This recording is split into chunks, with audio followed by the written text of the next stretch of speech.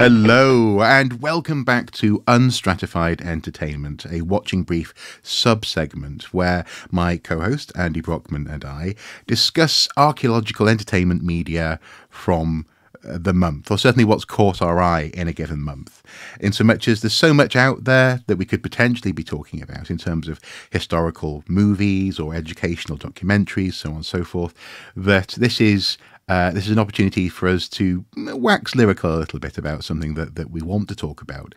And this month, what caught our collective eye, or eyes, was a Netflix film that was actually released back in, I think, November last year.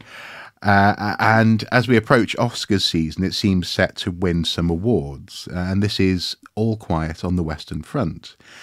And for me, that phrase is very evocative, in British English at least, of it's a colloquialism. It's a sort of nothing to report, everything's quiet. Sometimes people will even say it in quite a casual way. Maybe they've come back from a walk, and they might say "all quiet on the Western Front" because just the night is calm and there's nothing to worry about outside. But I didn't realise until I came to watch this film, also came to think about watching this film, that actually it has its roots in a very important German language cultural moment, a book that was released with regards to the First World War. So, were you always aware of this? I'm not presuming just because you're older than me that you would be in that sense.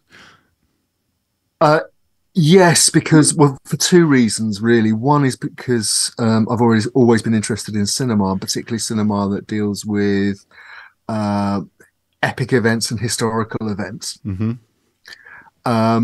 And secondly, latterly, particularly as an archaeologist of conflict and somebody who has to navigate the baggage, really, particularly of 20th century history, in dealing with the subject of conflict. So in that context, All Quiet on the Western Front is an absolutely primarily in the English language, because this is actually a remake, or at least another adaptation of a very famous German novel by Erich Maria Remarque. It was originally made in Hollywood in 1930, and on that occasion as well won the Best Picture Oscar. For which the new version is up for an Oscar, as you said, and in fact has already collared a whole bag full of BAFTAs just last week. And quite rightly, because technically, we'll come on to the actual film itself in a minute, but I mean, technically it is a tour de force with some very fine acting performances as well. So yeah, I mean, the 1930 version by Louis Milestone, directed by Louis Milestone, is it is a classic. You can still find it out there on, for example, the Wayback Machine, if anyone wants to watch it. It's out of copyright now, I think. But it's a remarkable piece of work and has an iconic final sequence, which again I won't spoil for anyone who hasn't seen it before, but it's one of the most powerful sequences I think ever put on cinema screens. Right. So coming to this one. So first off, then, given that I haven't seen that version, and it's not because I'm ignorant of black and white cinema, I do like older films. I've never come across it. I've never watched it.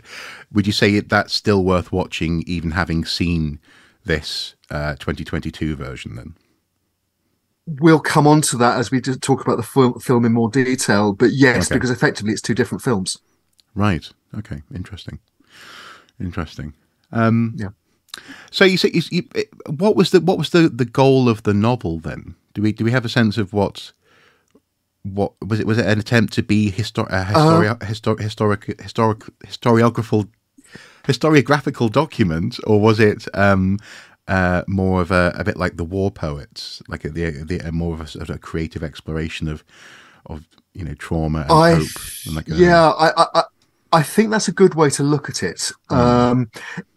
As I understand it, and again, I've not been able to read the original, certainly not in German. No. But the original book came out in 1928 in Germany. In fact, in a German newspaper, first of all, as many novels in were done in the past, they were published in newspapers as serials, and then latterly as books. Charles Dickens famously wrote Sherlock Holmes. And Sherlock Holmes stories, indeed. It was first published in December 1928 in Germany in a newspaper called Vossische Zeitung, and then came out the following January as a book. And then shortly afterwards, there was a sequel called The Road Back. The book was very quickly picked up in the English-speaking world, and was made, as I say, in Hollywood. Hollywood version. The first Hollywood version came out in 1930. Now, it really, I suppose, fills the same space perhaps in German literature as the war poets or Siegfried Sassoon's autobiography and so on, fulfills in English speaking literature, in that it is the work of a veteran of World War One, filtering that experience through a literary aesthetic, in this case the novel. Yeah.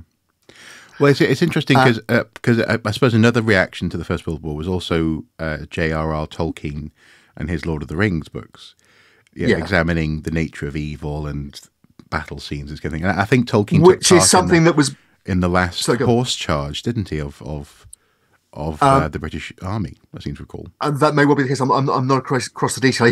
Certainly his Western Front experiences have been alluded to a lot by critics looking at his work. And in fact, the recent Tolkien biopic included that experience again as looking at the roots of where images of the destruction of of Mordor and things like that, where that imagery comes from. So.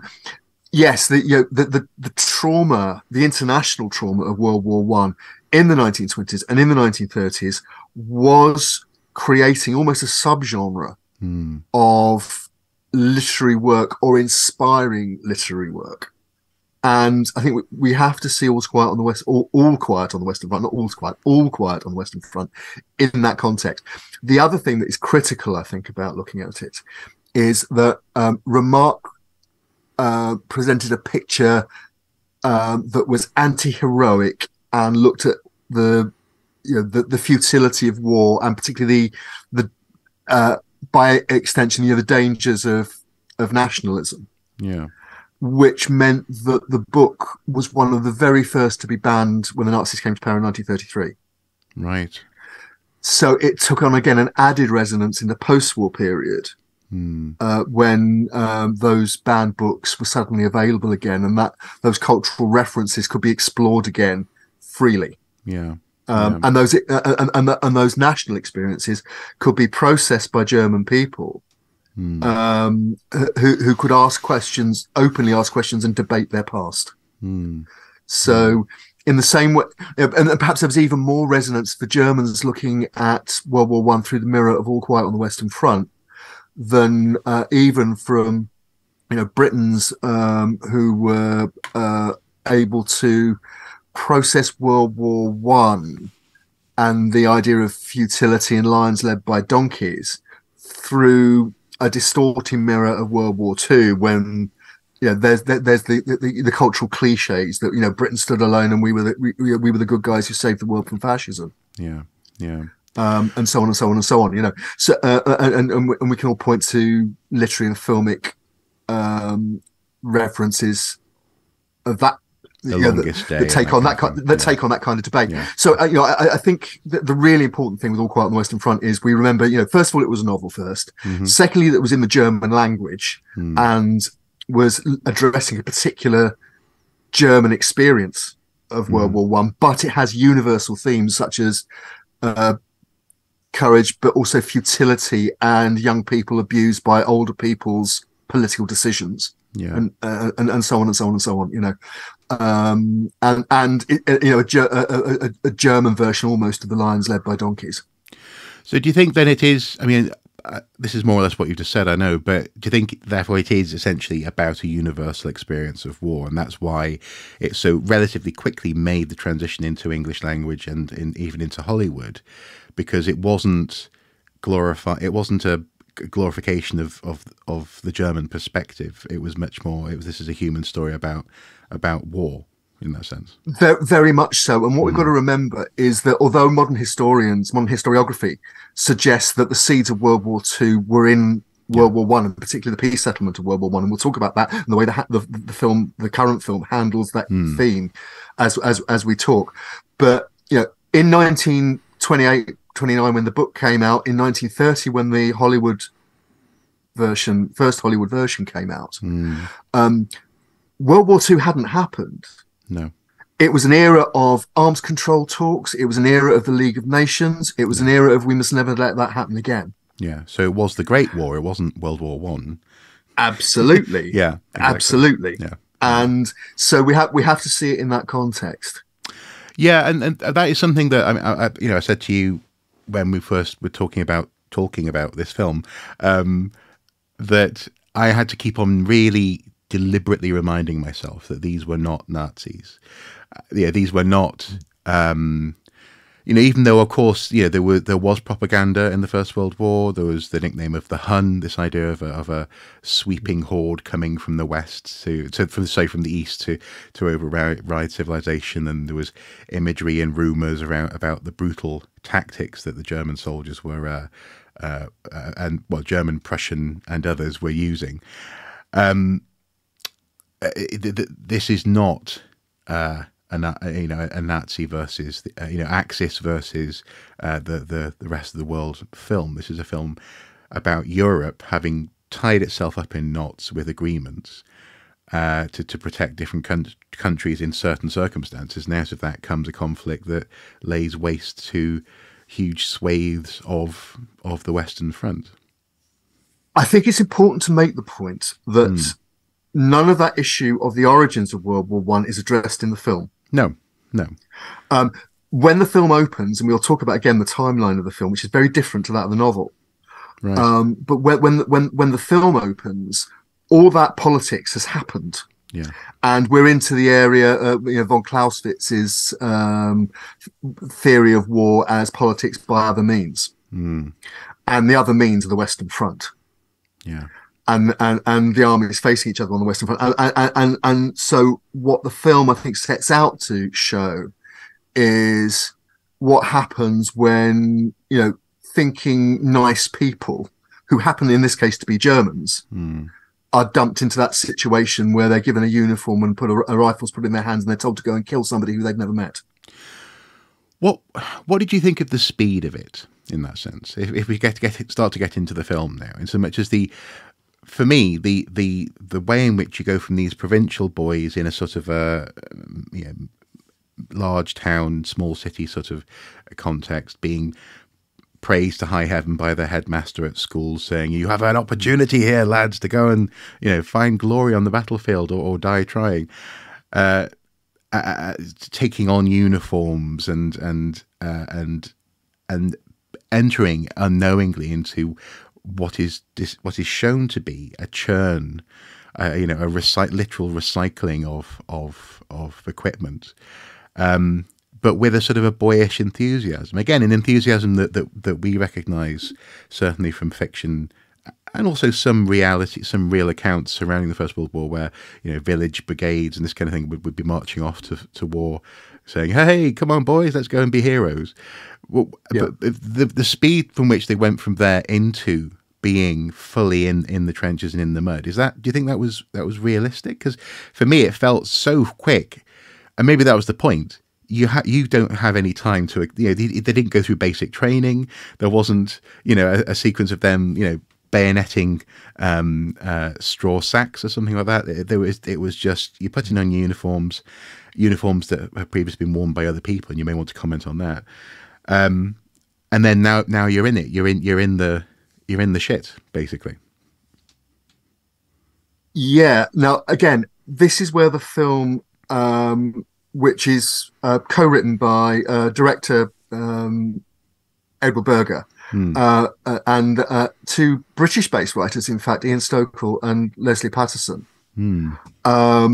departs fundamentally from the book because, and I think it's worth mentioning as well, actually, just at the outset, that the film was originally written in English. Right. The screenplay was originally written in English. It was then translated into German when the success of series like Babylon Berlin and Deutschland 83 and so on showed that there was a market, particularly on the streaming services. And this is a Netflix production, remember, and it's not from a traditional film studio. No. That there was a market for foreign language dramas. And again, anyone who wants to watch it, I do urge you to watch it in German, not dubbed into English. It was translated. The screenplay was translated into German, and then it was shot in German with German-speaking actors and French-speaking actors. So put the subtitles on, folks. It's much better than the dub version. I do agree with you, but one thing I would say is that for my part, because of some of my troubles with reading letters on a screen, I did watch the dub. I'm sorry to say. I just wanted to see the film in that sense, sure. And to get the story coming at me in a way that was visceral, as opposed to go, what did that say? So, but yes, absolutely, I can see why this would be more effective in German. Also, you can tell that it is dubbed, of course, as well, with lip movements. Yeah, that's it. And of course, I accept there are accessibility issues in those terms. So and that's a perfectly valid point to make. The broader point, really, about the screenplay is that it plays fast and loose with the timeline of the original novel. Yeah, okay. The original novel, the main protagonist, who's as you say, is a young, late teenage student called Paul Baumer. He enlists in 1914 in that first rush of enthusiasm and patriotism as the war breaks out. Interesting. And the film does indeed follow him and his friends through basic training onto the Western Front. They're then not the film. This is the book, yeah. And at one stage, Baumer is wounded and goes home, and there is a key section where his contemporaries, who he's left behind, are unable to process the experience that he's had. Yes, and he ends up going back to the front almost out of relief because he's with people who understand. And in fact, again, in a major departure from the timeline of the current film, the character ends in the book before the end of the war. Okay, right. Now, what the film does, what the new film does, the original, the 1930 adaptation, and there was a TV adaptation in I think the late 1970s, but it's not so well known. I'm not going to muddy the waters by referring to that as well. But I'm just going to compare the two films. But what the current film does, it opens in 1917. Not 1914. Yeah. So we've already had the Somme. Yeah. We've already had the big battles of 1914, 1915, and so on. And yes, it's still a group of enthusiastic students who are, again, it's underplayed in the current film as opposed to the previous one, but who are persuaded, pushed, almost emotionally bullied into joining up by their school teacher. You join up because it's the right thing to do. It's the only thing that a patriotic German can do. Go out and find glory for the fatherland. But that I mean, there's some quite clever juxtapositions because you're very quickly shown, and again, I won't give a spoiler to the entire film, but certainly, and the historian Robin Schaefer, who is German and is an expert on World War One, has made this point that very soon you're not following the war experiences of Paul Baumer, who's enlisted in a German reserve infantry regiment in 1917. You're following the experiences of a military uniform. The character is almost incidental to an industrial, mass-produced military uniform. Yeah. I'll say no more than that. No, but yeah, I mean, you're right. Yeah, I mean, yes, okay, we probably don't want to people should watch it. If they're interested in watching it, then they should watch it. But also at the same time, I mean, maybe, I don't know, you seem to be far more sensitive about the notion of spoilers than I thought we were going to be in this conversation. But this, yeah, there is that sense of welcome to the 20th century. This is how warfare is going to happen now. Yes. And I think it's reflected in the transfer of equipment and goods from person to person, and the sometimes the reuse of that equipment and goods. It's an effective and an efficient way of making use of a nation's resources. But also for me, it was hammered home by the soundtrack. The soundtrack makes some very interesting decisions. At times, it's almost ethereal and sort of background. But then every now and then you just get this stomping gong, gong, gong kind of thing. This sort of almost synth, brassy, mechanical, screeching, stomping, ear-splitting insistence that you pay attention to what's about to happen.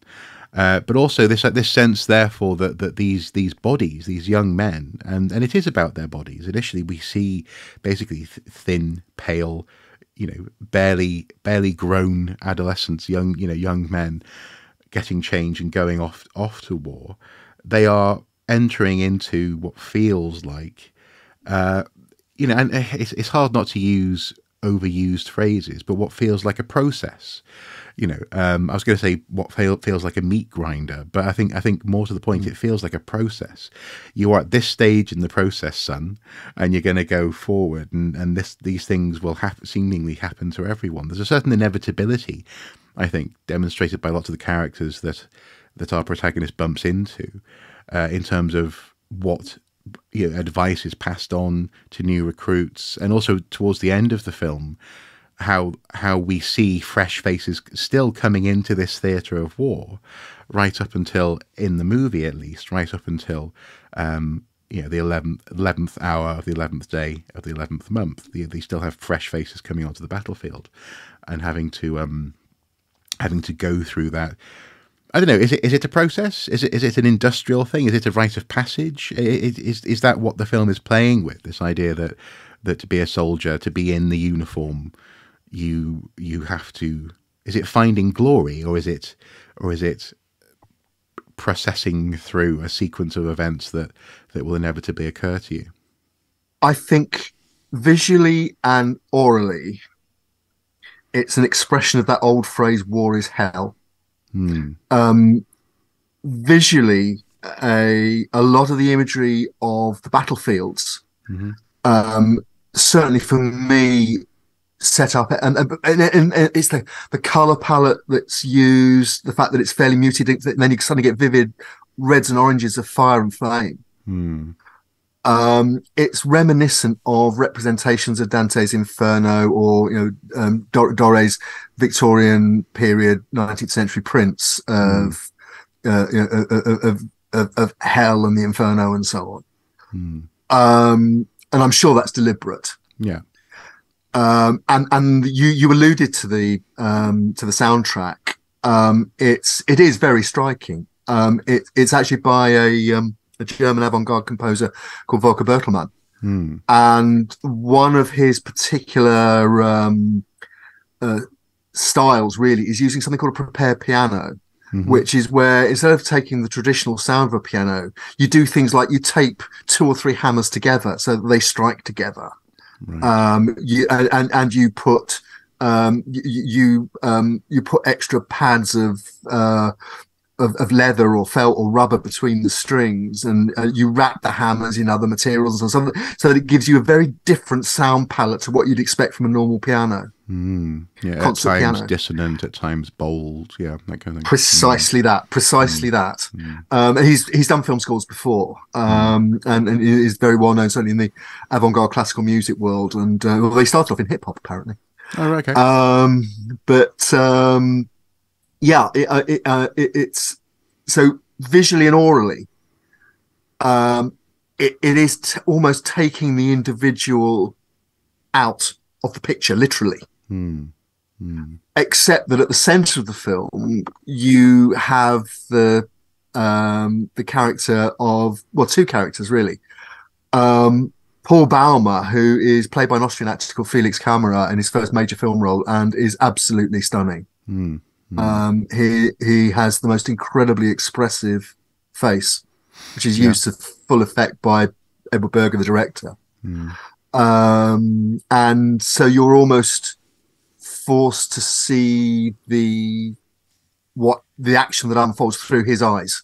And that device, I think, for me, it works. It is very powerful. There are, I think, issues over timing. Even though the timeline of the film has compressed that of the book, there has been criticism that I would share, which is that in the end, now again, maybe that's the point, but actually dramatically, you can question whether some of the battle sequences are either too long or there are too many of them. Okay. It just becomes repetitive.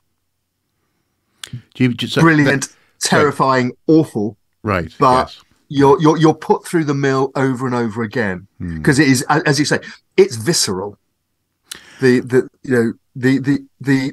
use modern camera technology to get in and among the action absolutely brilliantly. It was shot. The film was, I think, it was shot in the Czech Republic, and it had a pretty reasonable budget. It cost $20 million to make, which is the top end of the Netflix production. But also the very bottom end of a Hollywood production. I think in that sense, it does damn well with 20 million, actually. Absolutely. I was going to say, I think by repute, that's something like an episode of End of the Line game, final series of Game of Thrones. Yeah. And it's over a similar kind of length. But I think the other thing to be said in terms of the budget, it's not full of name actors apart from, and we'll talk about his role in a minute, Daniel Bruhl, who plays another character who isn't in the film, but he's well known from films like Rush and Isn't others. in the book. He's not in the book. Yes. No.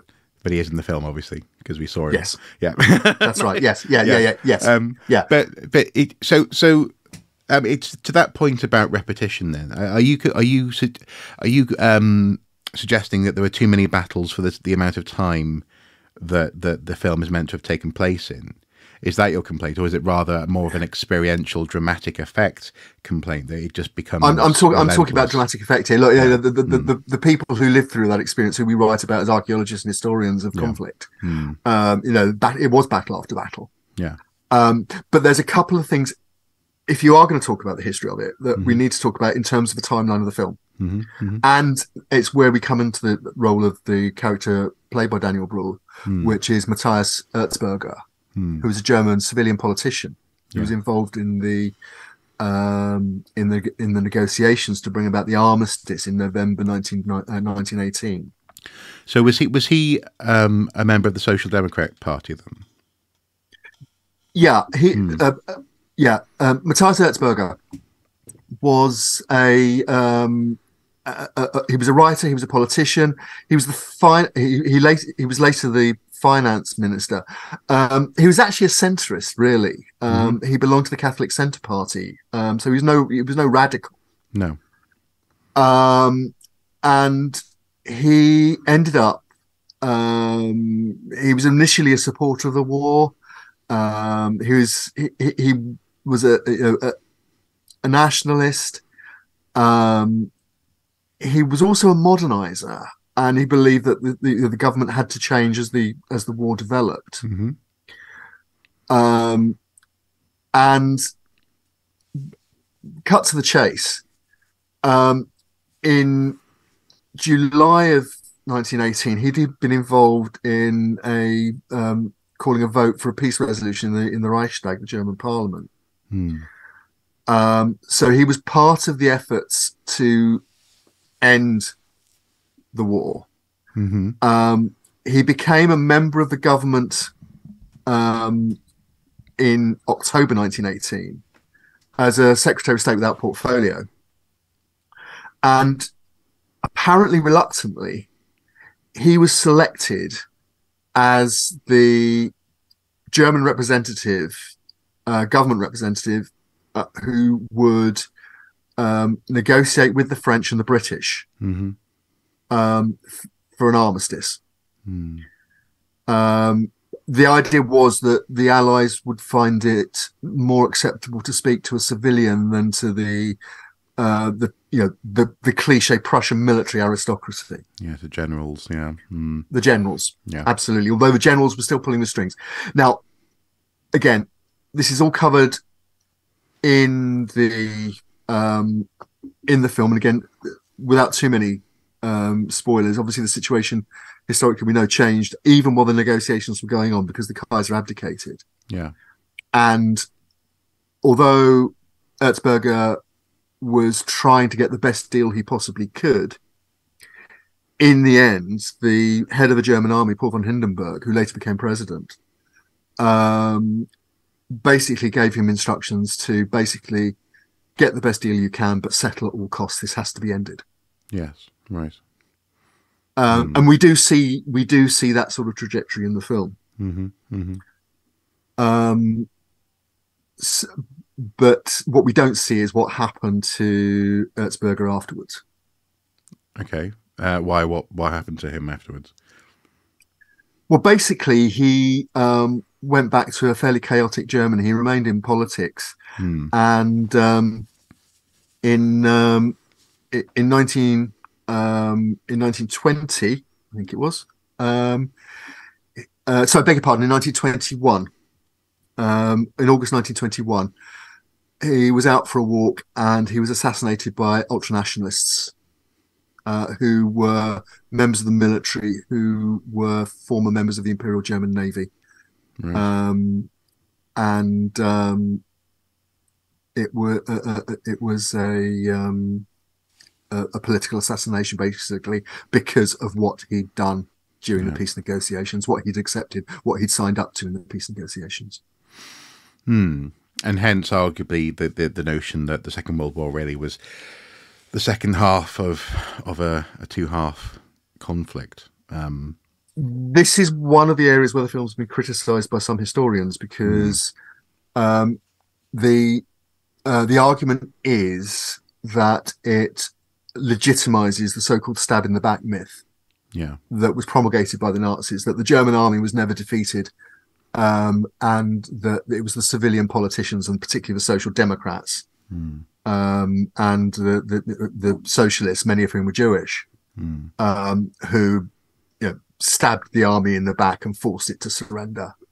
With the consequent national humiliation.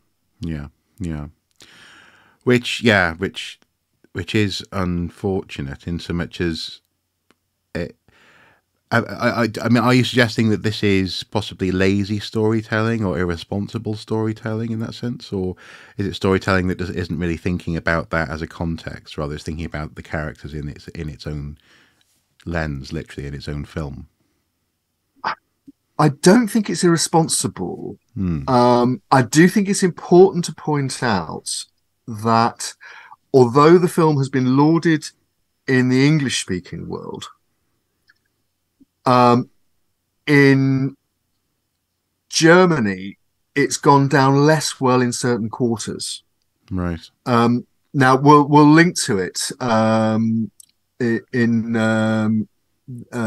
below the line, but there's a very interesting essay in the New Statesman by Jeremy Cliff, who's a Berlin-based writer and freelance journalist. Has worked for The Economist and various other high-end magazines. He's written an essay about the film and its intellectual background in contemporary Germany for the New Statesman, and he points out that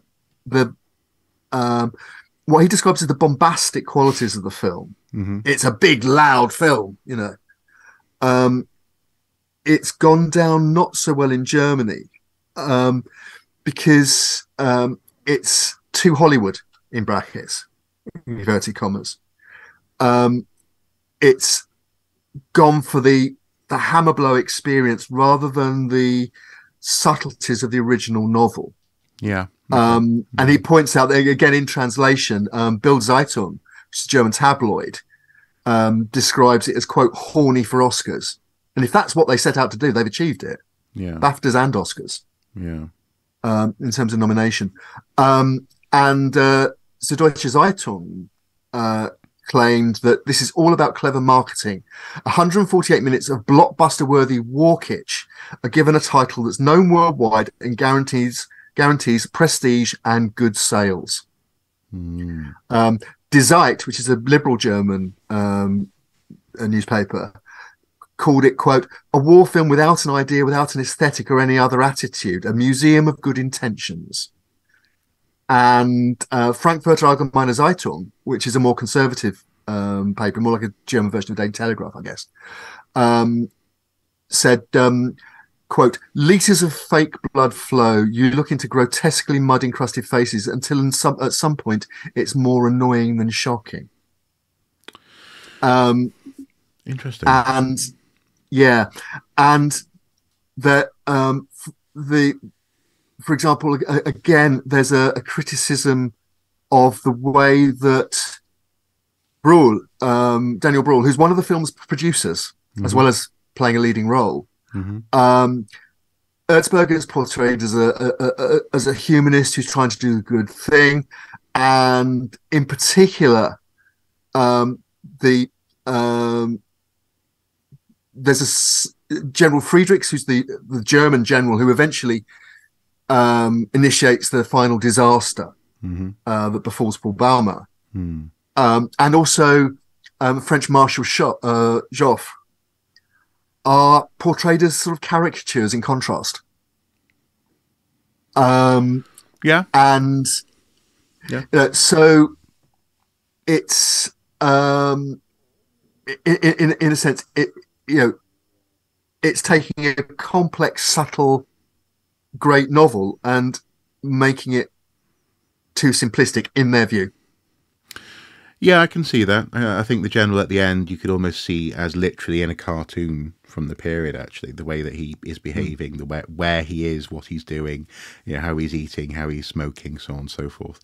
But also, I guess, there is a slight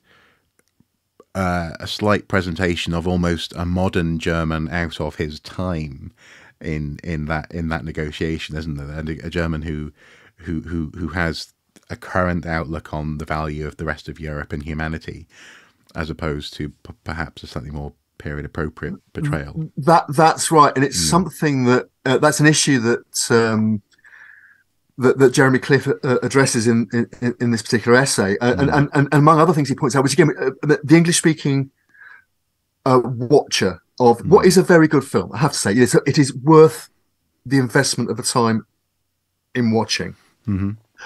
But he makes a number of other points. Basically, first of all, that this is almost a national novel in Germany. So there's even a memorial in Bebelplatz in Berlin to mark the site of the bonfires from 1933 when the Nazis literally burnt it. Right. And other books. Yes. And um, he points out that Berger, the director, pointed out to sensitivities in Germany, saying, unlike British or American works, and one thinks of the classic films like The Great Escape and Dam Busters and The Battle of Britain and things like that. Berger says there can't be a feeling of glorification in a German war film. And again, there's a tradition of this. Anyone that remembers the film Das Boot from the 1980s, Wolfgang Pedersen, one of the first German war films to ever go international. And it started off as a TV series. It was then cut into a theatre-length version. It's brilliant. Yeah. But again, it's about it's about humanity. It's not about it happens to be and what war does to humanity. Even though the protagonist is a Nazi journalist from the propaganda department who's on Das Boot, the boat, to cover the U-boat war and show how glorious it all is. Yeah. Yeah. The other thing that the point that's made is that although it was written and planned before the war in Ukraine, you can't help but see it now in the context of the war in Ukraine of Germany's changing attitude to weapons and war fighting, and the debate that's been for a long time. For example, the debate about whether Germany was or wasn't going to supply either directly or allowed to be supplied by allies who bought them Leopard 2 tanks to the Ukrainians. Because obviously the idea after the war was that the German armed forces and the German arms industry was purely defensive. It was informed by two what were arguably aggressive wars that were fought in the 20th century, in 1914-18 and then 39-45 particularly. Well, it's interesting in that sense that so, for example, I remember, I think now a couple of football World Cups ago, there were German fans who were waving German flags for the first time in decades. There used to be a joke on a sketch, I think it was on the Fast Show, where one of the vignettes would be a German tourist turning up in different parts of the UK, interrupting a tour and just saying, "Oh, I'm so sorry for everything that we did. Oh, I'm an awful person." But it was an exaggerated, prostrate, apologetic version of someone from Germany, and so you can see, you can understand these sensitivities and why, if waving a flag got people a bit anxious, then how you portray war and the potential for glorification, therefore, is absolutely something that they would definitely be aware of, and it sounds like rightly so. But I suppose, I mean, just going back to this thing of the experience, I found myself, I mean, as you say, it is relentless, and you get this sense that it's almost a sense that you are following a uniform and also other articles of clothing, actually, but maybe we shouldn't spoil that represent a sort of softer version, a softer part of life, a more humane part of life, through various scenarios, and the two that really stand out to me, but then also raised questions for me. One of them was I've had a friend comment recently because he knew I was watching it, and say that he and his dad had been watching, and so that they were utterly shocked by the scene when tanks turn up. Now, if of course you know your military history, but if one knows one's military history, the Allies, from our perspective, had far more tanks at the end of the First World War than the Germans and the Prussian forces did. I think it was a factor of almost 100 to 1, more or less. It was quite dramatic. German tank force barely existed. They were very experimental. I think there were like 12 or something at the end of the war. That's right. Yeah. Compared to hundreds or dozens at least. But also as well, I mean, that's part. We can. This is why it's so difficult to talk about, because then, as a Brit, you find yourself wanting to pat yourself on the back and going, well, that's because we had superior intelligence gathering techniques, and they're called tanks in order to hide the fact that they're actually military vehicles. Tanks for water was what they, all that kind of thing. And you can sort of get caught up in that. Again, as a comfy viewer of the film, of these sorts of films. but actually it shocked them because suddenly you went from this moment of elation where the protagonist and his friends had taken a trench, seemingly on a charge, and then suddenly these monstrous metal things were coming at them, and it well, so there's that, and let me just lay this out, and you can comment. So there's that, where you have this sort of flesh versus metal, again, an industrial ramping up of warfare. Yeah. There's also a moment that was, for me, was very reminiscent of Saving Private Ryan, where towards the end of that film, one of the characters, because he's made a mistake at some point earlier in the film, finds himself having to almost thematically wrap up that mistake and being involved in being slowly knifed to death. He's basically a knife is driven into his chest. And for me, that's probably the most shocking thing I've ever seen on film. The first time I saw that, I was horrified. In that Saving Private Ryan, in this version of All Quiet on the Western Front, there's a very similar scene that takes place in a bomb crater, where our student, now soldier, has had to hurriedly knife someone to death, but they're not dead, and they take a long time to die. And this young man goes through a whole gamut of emotions, from annoyance and frustration at the act that he's just done, saying, "Shut up and die, just die, will you?" All the way through to sorrow, to almost being a brother at the end to this dead person. We're both basically in this mud hole together. Who knows what the French or Belgian soldier that he's there with is meant to be feeling, because he's barely able to speak. But these two scenes, they bordered for me. You were talking about the rapidity and the over and over again of these sorts of war scenes. They bordered for me on cruel.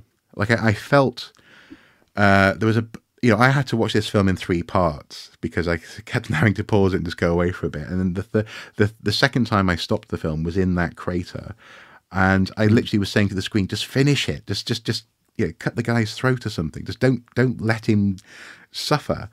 And it made me feel ill, and it made me feel uncomfortable, and I found myself asking the question. And I think I posed this question to you subsequently. Why do we make this type of drama? What is the value of yet another war movie? Because, I mean, for me, the soundtrack was so effective, partly because it slices through the slightly, I don't mean this flippantly, but slightly glazed eyes that you get when you're seeing, yet again, No Man's Land on film. Yet again, the horrors of the trenches and mud and blood and guts and screaming. What is the value of this film, or this sort of film? And I suppose if you juxtapose it with a film like 1917 that isn't at all based on a novel, at what point are we in a sort of a slightly, so in the horror indie film genre, there's something called torture porn, where basically you're vicariously watching someone experiencing the most extreme events, and it's meant to be almost like a roller coaster because you're safe, but you're feeling it. Is that what these films do? Is that why they keep on being made? Is that a valuable thing to be made, do you think? Well, first of all, I take issue with you saying they keep on being made, because they don't keep on being made. Certainly not as mainstream novel. Saving Private Ryan was over 20 years ago. No, that's true. That's true. We've had 1917 recently, and now we've got All Quiet on the Western Front. I think All Quiet is actually more graphic than 1917. Yes. But I think the argument is they're about two things. I think they are a suggestion about the ultimate futility of that kind of violence. I think you can also argue that sequences like the ones we've just described are there to provide an audience that is not going to experience, thankfully, that set of intense emotions and an event of such power, but might be tempted to see war as, heroic, brave, something that can be entered into lightly because it's affirming of something, whether it's individuality or nationalism or whatever.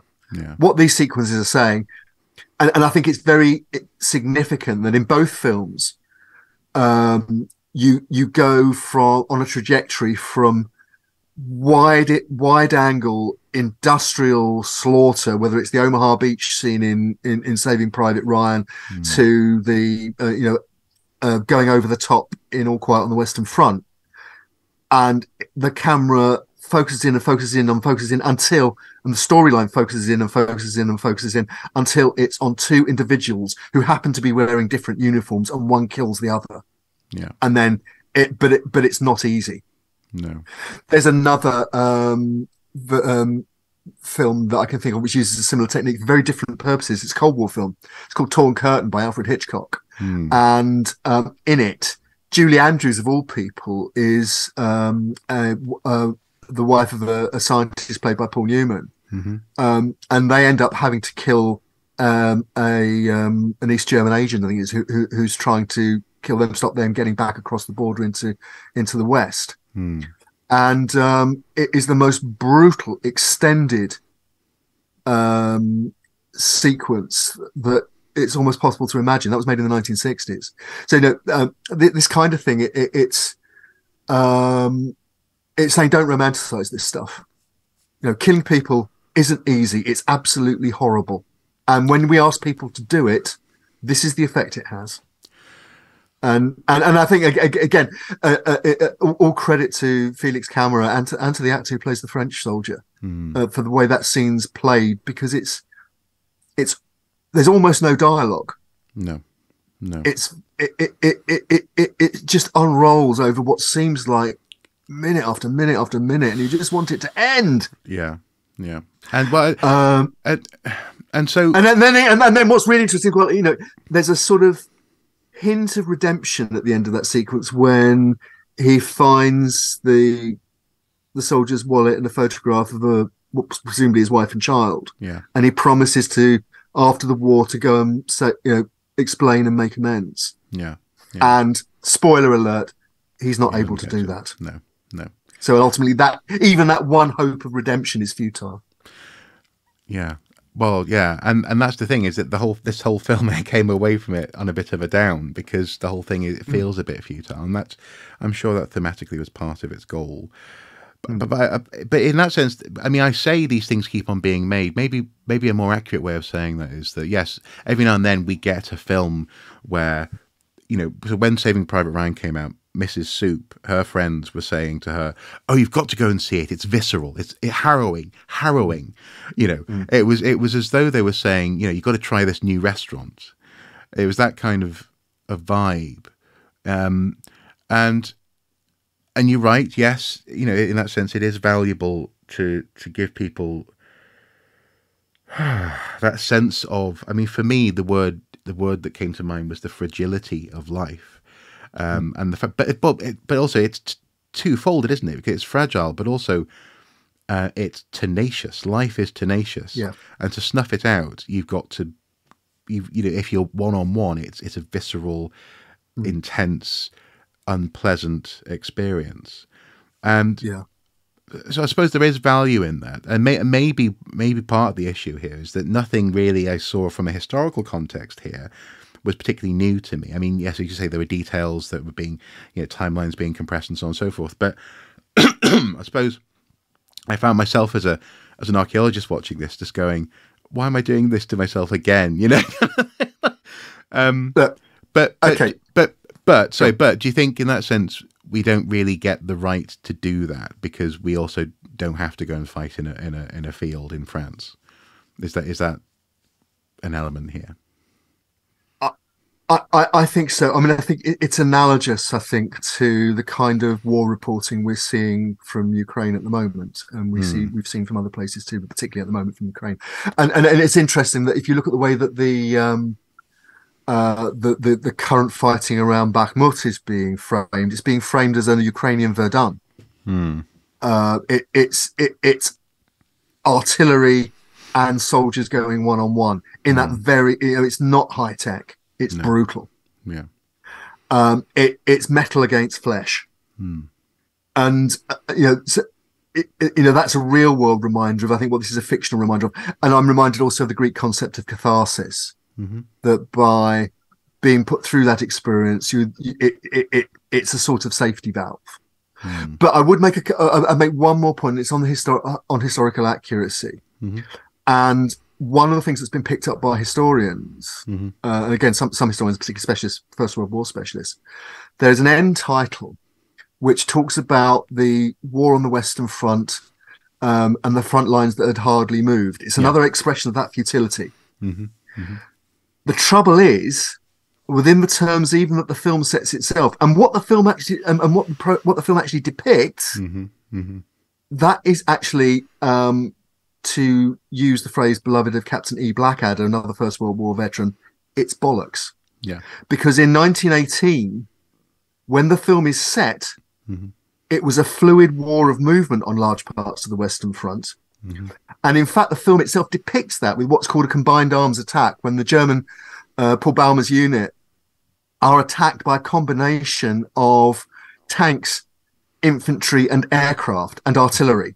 Yeah. This is exactly what happened in those last months of the war. The Allies had learned to employ those three weapons together with soldiers. It's like a creeping barrage, and then that's exactly that. And so, in fact, the reality of 1918, where Paul Baumer is set down in historical terms in the film, was very different in some respect to what the film says in its end title. And I think a lot of historians will say, actually, artistic license aside, that is actually incorrect information. And you think, just to break that down for a second, because often you are all for artistic license. Absolutely. And in that sense, I suppose artistically, you could say that thematically, that's another pointer towards futility. But in terms of historiography, it could be seen as, well, actually, as much as you're saying neither side gained, you're also implying one side didn't lose as much ground as the other side. So it's potentially saying that fluidity, particularly. No. In November 1918, the German army was in full retreat. No, exactly. It's only because it was freeze framed on the 11th hour of the 11th month that it was said that the German armed forces never retreated onto German soil. Exactly. Had the war gone on a few more days, they would have done. Yeah.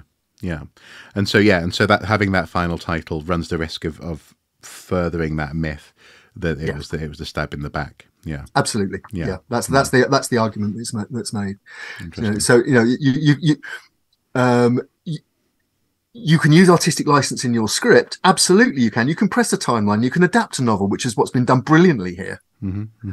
But what I think you can't do is base that on a completely false reading of the history that you've just depicted. Yeah. It doesn't work in the context of the film. They should have found another way of explaining that, leaving the audience with that idea. That arguably. Yeah, arguably this is true. But then again, you could argue that we, as it were, in the English-speaking world, are in a glass house. If you look at a film like War Horse, for example, that does an awful lot of fudging, dare I say, even romanticization of these sorts of spaces. So actually, there you go. There's a reason why I keep on thinking that these films keep on getting made, because actually there are more than 3. There are quite a few that have been made. But then again, War Horse is another Spielberg film, isn't it? So, yes. Yeah. So, and don't forget, Michael Morpurgo, who wrote the source novel for War Horse, has a particular interest in writing about World War One. He also wrote a book called Private Peaceful, right. About the military justice system, or or lack of it, arguably, Mm. in the British Army in World War One and the field executions of British soldiers. Right. So, and these are all things that have to be remembered, and arguably, they can be brought to a general audience better through fictional means, like the films that we've been talking about, and All Quiet on the Western Front, which is the main subject. There's one more thing I think I'd like to just leave our audience with, and that is that while World War II films, particularly in the English-speaking world, tend to be somehow affirming, whether it's affirming of a national mythos, like Battle of Britain, or of humanity in the sense of something like Schindler's List, which ends on an upbeat with the survivors laying the memorial stones. Most films about World War One conform to that idea of the lions led by donkeys. Literally, in the case of Oh, What a Lovely War, the Richard Attenborough's film version of the Theatre Workshop stage musical, which is bitterly satirical and was based on a book which is now largely discredited by modern historical scholarship. Right. It doesn't make the film bad, and it doesn't make the musical bad, and it's a fair comment. But going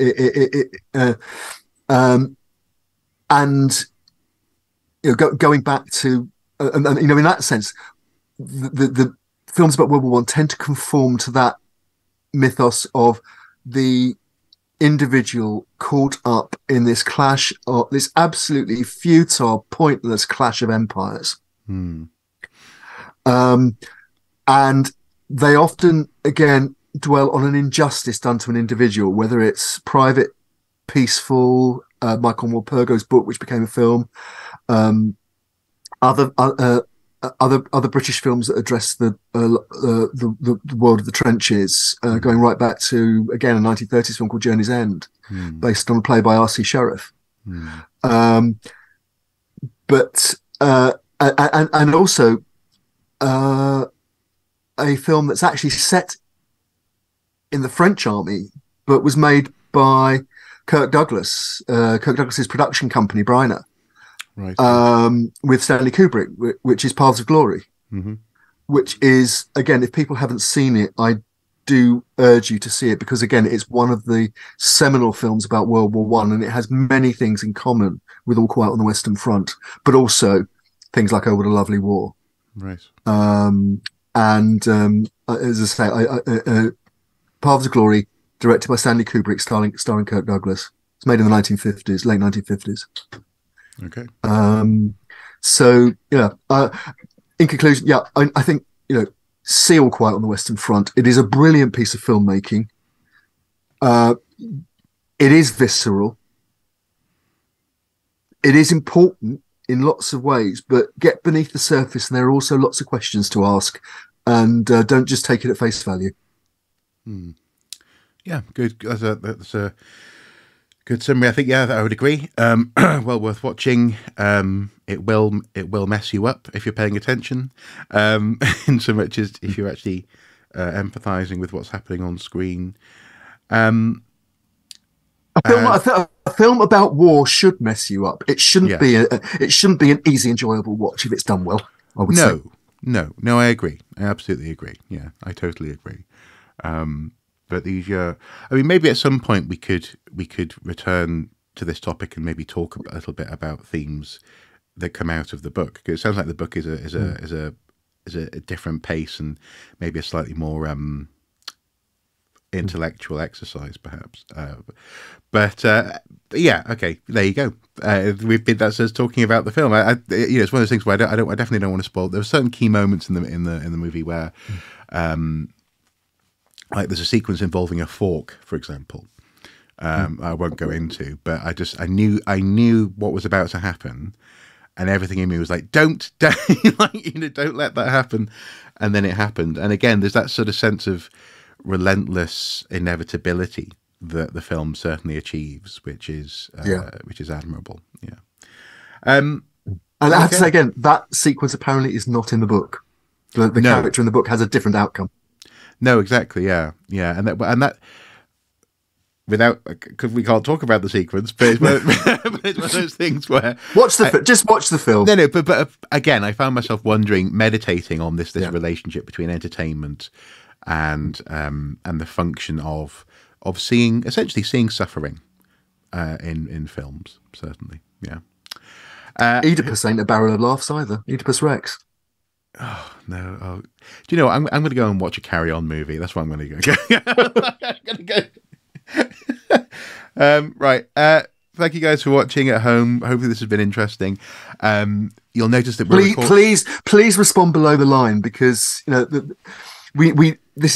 it's fascinating to talk about this stuff from both the point of view of a consumer of drama, of film, but also from the point of view of historians, archaeologists, and whatever. Well, have to deal with things in a far more factual way than a filmmaker should actually. And certainly does. When obviously, as such an eminent expert yourself as well, it's going to be interesting to hear from mere mortals. No, I'm joking. I'm completely joking. But no, a conversation, absolutely, yes. Also, as well, you'll notice that we're recording this in March. I suppose this was our February film, so we're going to try and do our March film actually in March as well. When we've worked out what it is, viewer. What are you saying, that we're flying by the seat of our pants, Andy? No, it's just that the media world is so live that we don't know from one month to another that what we're going to be talking about. Got to be a bit of that, here, there, and everywhere. Right, guys, thank you very much for watching. As I say, do comment below. Do let us know if there's anything that you want us to watch. In fact, but until next time, do take care. Bye bye. Bye bye.